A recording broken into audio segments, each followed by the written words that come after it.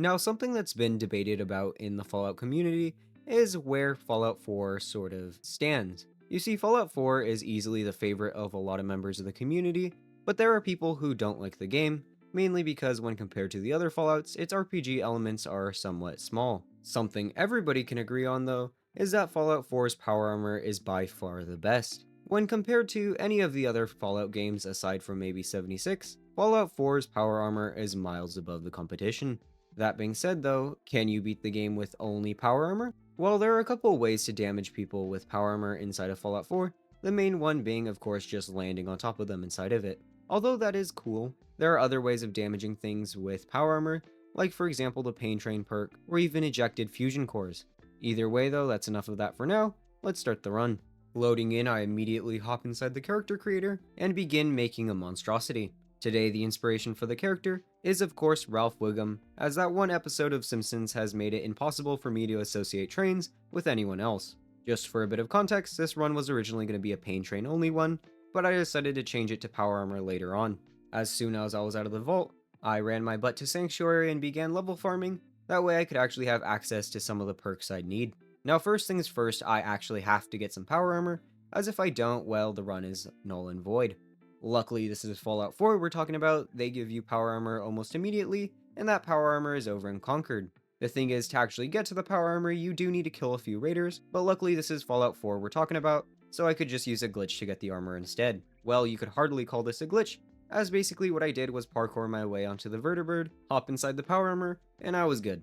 Now, I'm going to tell you right now, the Pain Train perk isn't really great. When I started this run, I was on hard mode, as that's the mode I usually play on, but I decided to change it to easy later on, as put simply, it should not take 5 full bull rushes towards a single unarmored opponent to take them down. Either way, when I fought the first raiders in Concord, I was still in hard mode, and so it was a bit of a chore. I ended up having to leave halfway through, as I needed to make repairs. After I got my armor in a working order, I procured another fusion core from a nearby family of mole rats, and prepared for the fight of my life. That was really dramatic. What I'm trying to say is I fought the Deathclaw. Now this is where I bumped down the difficulty, mainly because the Deathclaw fight would be impossible if I didn't. You see, I wasn't really damaging the Deathclaw all that much, and for some reason the only place I could actually hurt the Deathclaw in was its tail. This was annoying and ultimately led to me dropping the difficulty, but honestly I'm okay with that. In the end of the day, this is challenge run we're talking about, it's meant to be easy. Wait, I feel like I got that a bit backwards. Anyways, after a bit of trial and error, I eventually downed the Deathclaw, and I returned to Preston to claim my prize. Just so you know, I'm siding with the Minutemen this run, mainly because I've been siding with the Brotherhood a lot lately, and although they are my favorite faction in Fallout 4, I really wasn't feeling it today. Let's keep in mind this is still me though, so the next thing I did was walk all the way to Cambridge Police Station so I could help the Brotherhood. Now this may seem a little counterintuitive, especially since I just said that I wasn't going to side with them, but believe it or not, I'm experiencing some character development.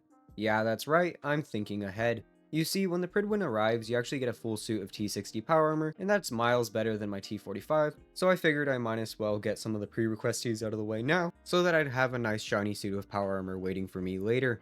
Helping dance wasn't too hard, especially the part with the ghouls, mainly because I'm a walking bulldozer. The synths were a bit more challenging, but when you're in power armor in Fallout 4, honestly it's really hard to go down, so I was able to clear ArcJet out after a bit. Something unfortunate I learned here, however, was that I can't actually damage ceiling turrets, so those are kind of completely out of my reach. No use crying about that right now though. I wrapped up all my business with dance, and then continued on my merry way to Diamond City. While I was on my way to Diamond City, I started researching the Pain Train perk a bit more. Better late than never, I suppose.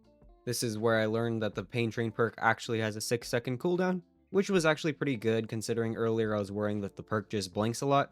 For those of you who didn't play Fortnite when it was popular and therefore have not had a friend frantically scream that word in your ear while they were clearly missing shots, a blank in this case means that for whatever reason I wasn't damaging them. Nothing too much happened on the way to Diamond City, except for the fact that I managed to run straight through a super mutant suicider, and then immediately ruined it by running back and getting blown up. When I actually got to the City of Diamonds, I didn't do too much over there aside from buying a whole 4 fusion cores from Arturo.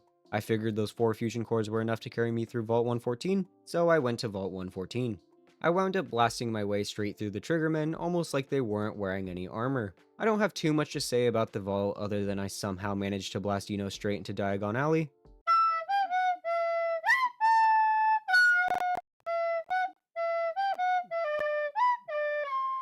so it was a relatively smooth ride even when I got to Skinny. Skinny wasn't too hard. Once again, I'm in power armor, he's wearing a suit. Who do you think would win? Once I got Detective Toaster out of the vault, I sent him back to Diamond City and started the great quest of doing Radiant quests. Let's not forget I'm siding with the Minutemen. Settlement quests are inevitable. Honestly, it wasn't too bad this time, as you only need 8 settlements to actually beat the Minutemen's questline, and the castle counts as one of them. Since I wasn't actually accepting quests from Preston, I was able to pick and choose which settlements I got, and I just chose some of the easiest. Once again, nothing too much to say about this section, it's settlement quests, so after I wrapped that up, I began making my way to Fort Hagen. On my way there, I did get a bit overzealous, and decided I was strong enough to fight a behemoth. Judging by the footage, I couldn't be more wrong. When I reached Fort Hagen, I was shocked to learn that the synths were way tougher than I was expecting, and I actually had to run through most of them as I wasn't able to take them out in a reasonable time frame. Kellogg, on the other hand, was a pushover, and his fight would have been even easier than usual if it wasn't for all the synths in the fort rushing me once I got to his position. I'm not kidding, all the synths I ignored made their way into the middle of the fort. This was annoying as all hell, but I eventually killed Kellogg and snaked my way out of there. Once I was outside of the fort, I realized Amazon delivered my package, and so I made my way to the Pridwin. Once aboard, I took my new job of being Max's shadow and began following him around the ship. Oh, let's not forget, I picked up my new power armor while I was there. After I got bored of that, I met the crew, and then got ready for Fort Strong. Sorry I was on autopilot there.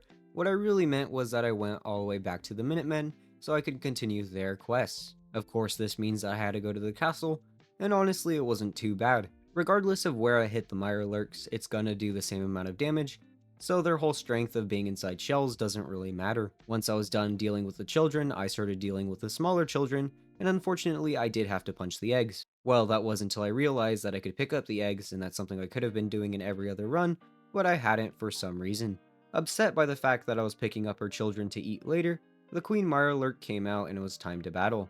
Originally, I thought I failed the challenge when I realized the Pain Train perk doesn't actually damage the Queen for whatever reason, but then I just changed the challenge to power armor only, and started stage diving on top of her. The good old Mario seemed to do the trick, as I was able to stomp on her repeatedly by jumping off the castle's wall, and each time I did that, it would take a sizable amount of her health out. After I was done stomping on her corpse, I picked up the Queen Mirelurk meat to eat later, and then started making my way to Good Neighbor so I could do the memory den. Once I got there, I accidentally put my chest piece inside of Finn, so I had to kill him to get it back. That's about the only interesting thing that happened in Good Neighbor, because let's not forget, this is the memory den segment, nothing really happens. With Kellogg's memories unfrosted, I made my way to the Glowing Sea to meet a Shrek wannabe. The Glowing Sea can be one of the hardest parts of Fallout 4, but it wasn't too bad this time, mainly because you guys underestimated my powers as a coward. Nothing could really touch me in the Glowing Sea if I was running, so I ran straight through.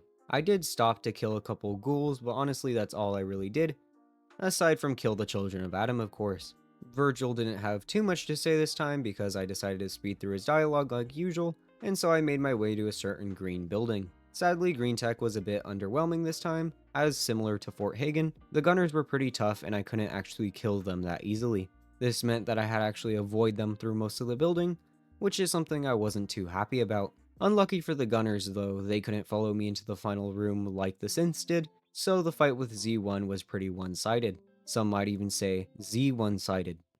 I'm sorry about that, please don't throw rocks at me or something. The fight with Z1 was almost as easy as Kellogg. Scratch that, it was easier. That's mainly because the idiot decided to go down the stairwell that's inside the room, and so I was able to WWE body slam him. After I pulled the coarser bits off the flattened Z1, I left the building and I realized I hadn't dealt with the railroad yet.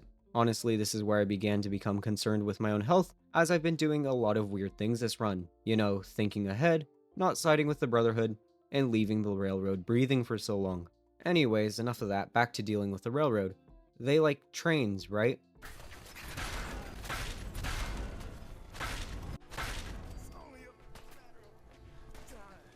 Honestly, killing the railroad was surprisingly difficult, especially since I'm on easy, but this is me we're talking about, they're gonna die regardless of what I'm using. Once I got the chip decoded, I returned to 60 seconds in the gang to inform Sturgis that it was time to betray his own kind. Before I did actually enter the Institute though, I realized I forgot completely about old guns, and so I went and did that quest first. Making my way through the castle tunnels wasn't that challenging, as the only thing that actually stops to fight you is, of course, Sarge. Honestly, when compared to the Mirelurk Queen or even a super mutant behemoth, Sarge is pathetic, so fighting him wasn't too difficult. Yeah, maybe you are in pretty tight corridors, but you do have a rather lovely pillar that you can use to loop Sarge around.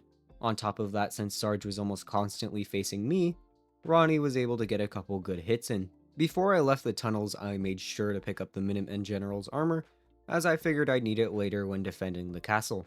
I then built the Minutemen a few cannons, and then was on my way to the Institute. Now, the Institute was a bit of a wild ride. First things first, apparently Sean scared me, as I have that written down on my notes. I have no idea how he managed to scare me, but you know he did. Either way, he paid for that with his life, and I was about to exit the Institute before I was greeted with an old enemy. That's right, they're back. The funny thing is, I actually know exactly how to trigger this, and I learned it from this run. I'm not sure if this is only my account or if it's other people's accounts as well, but for some reason if I kill Sean right when he lets me inside the Institute, it spawns a stupid amount of synths in the top of the elevator. Well, if there was ever a run to kill them, it was this one, so I downed the difficulty to very easy, began chugging Nuka-Cola Quantums like it was nothing, and charged straight through the horde. Honestly, it was a bit underwhelming. Because there were so many synths jam-packed in a small area, I couldn't actually make my way through the horde, so I'd get stuck halfway through. I was eventually able to kill all of them, and I gotta say, it was something else. You know, killing all those synths was so fun, I could almost do it again. Luckily, the Todds heard my prayer, and when I went to the downstairs of the Institute because I heard shooting, I was greeted with another synth horde. Well, who am I to leave a job unfinished? So I ran straight through them like I did the other horde. Honestly, this one was a lot tougher as they were in tighter corridors, and I'm pretty sure there was more than the last ones. I eventually got the job done, and I was feeling very happy with myself by the time I exited the Institute. Riding a power high, I returned to Preston, and he told me it was already time to defend the castle. This was because I had already gotten enough settlements earlier.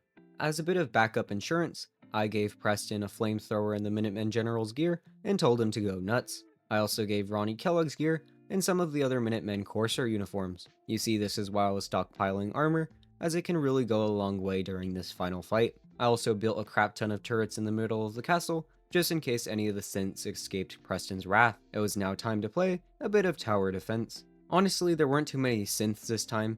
I'm going to chalk this up to the fact that the Institute probably threw their entire army and then some at me at the exit of the Institute. Like I said though, it wasn't too bad. Preston was able to handle most of the Corsairs, and any that did get through him would have to face me and my army of turrets.